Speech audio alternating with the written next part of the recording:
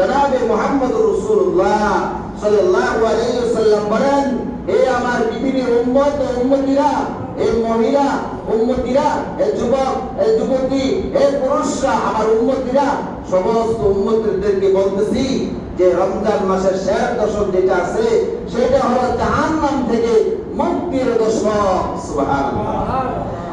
এই দশকে তোমরা তোমাদের পিতা মাতা যারা চলে গেছে অন্ধকার কবরে তাদের জন্য প্রার্থনা করো, তাদের জন্য দোয়া করো যে আল্লাহ এই দশকে তুমি মুক্তির ইন্তজাম ব্যবস্থাপনা করো, তাদেরকে মুক্তির ব্যবস্থা করে দাও, তাদেরকে মুক্তির ব্যবস্থা করে দাও, তাদেরকে আল্লাহ চিরতরের জন্য জান্নাতের সুন্দর ঠিকানা বানিয়ে দাও।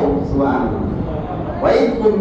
তোমরা দোয়া করো তোমাদের পিতা মাতার জন্য, তোমাদের দাদা দাদির জন্য, তোমাদের নানা নানির জন্য, তোমাদের আত্মীয় স্বজন, পাড়াপতি, মহল্লাবাসী এবং বাবা আদম থেকে নিয়ে আজ পর্যন্ত যত মুমিন মুমিনাত, মুসলিম মুসলিমাত, নর নারী, যুবক যুবতী, বৃদ্ধা বৃদ্ধ, শিশু কিশোর, মাশরিক থেকে মাগরিব, শিমাল থেকে জুনুন পর্যন্ত যে যেখানে শুয়ে রয়েছে, কেউ বাল বাগানের নিচে, কেউ তাল গাছের নিচে, কেউ বট গাছের নিচে, কেউ নদীর আঙ্গিনায়, কেউ পাহাড়ের নিচে, কেউ সাগরের তলদেশে, যে যেখানে পড়ে রয়েছে তাদের সকলের নাজাতের জন্য, মুক্তির জন্য সকল উম্মতেরা দোয়া করো।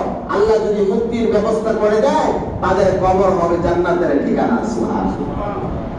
আল্লাহ তাআলা আমাদের সকলকে এই দশকে সুন্দরভাবে সকলে মিলে মিশে একে অপরের জন্য দোয়া করি, একে অপরের জন্য ক্ষমা চাই আল্লাহর কাছে। আল্লাহ আমাদেরকে ক্ষমা করে দাও, আমাদের মুসলমান ভাইদেরকে ক্ষমা করে দাও। আল্লাহ আমাদেরকে মুক্তির ব্যবস্থা করে দাও, ফিলিস্তিনের মুসলমানকে মুক্তির ব্যবস্থা করে দাও, গাজার মুসলমানদেরকে মুক্তির ব্যবস্থা করে দাও, আমাদের মুসলমানদেরকে মুক্তির ব্যবস্থা করে দাও। আল্লাহ মুসলমানদের এই গার গর্দান এবং এই মাথাগুলা উঁচু করে কালিমা নিয়ে এই জমিনে, তোমার জমিনে টিকে থাকার তৌফিক দান করিয়া দাও। এবং দোয়া কি দরকার আছে কিনা বলেন? এখন যে পরিস্থিতি চলতেছে, আমরা তো কত সুন্দর ইফতার, সেহরি, তারাবির নামাজ, আমরা কত সুন্দর তেলাওয়াত করতেছি, কত সুন্দর ইবাদত বন্দেগী করতেছি, মসজিদে আসতেছি, মসজিদে কোনো বাধা নাই, মসজিদে কোনো উশৃঙ্খল নাই, মসজিদ সুন্দর, বাড়িও সুন্দর, সমাজও সুন্দর, সব জায়গায় আমল আর আমল।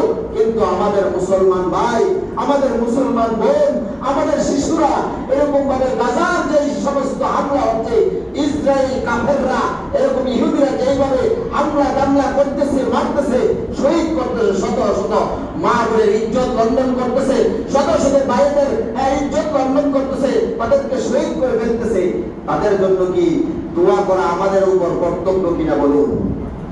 আমাদের উপর কর্তব্য কিনা? আমরা রমজানবাসী, রমজানে খালি আমল করলাম, আর কোনো আমল নাই।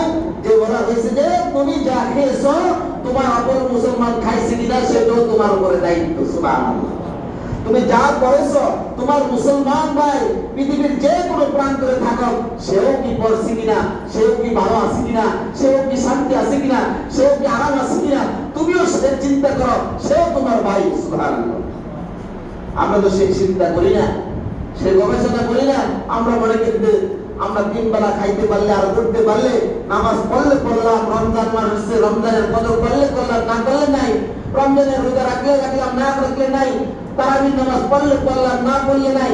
মেরে দোস্তর বুজুর্গ আজিজ, আল্লাহ সুবহানাহু ওয়া তাআলা তো আমাকে হায়াত দিয়েছে এই জন্য নয়, আমাকে হায়াত দিয়েছে আমার আখিরাতের সম্বল কামানোর জন্য, আখিরাতকে গোছানোর জন্য, আখিরাতকে সুন্দর করার জন্য, আমার বাইরের খবর নেওয়ার জন্য। তা তো আমরা করতেছি না, তা আমাদের করার দরকার আছে কিনা?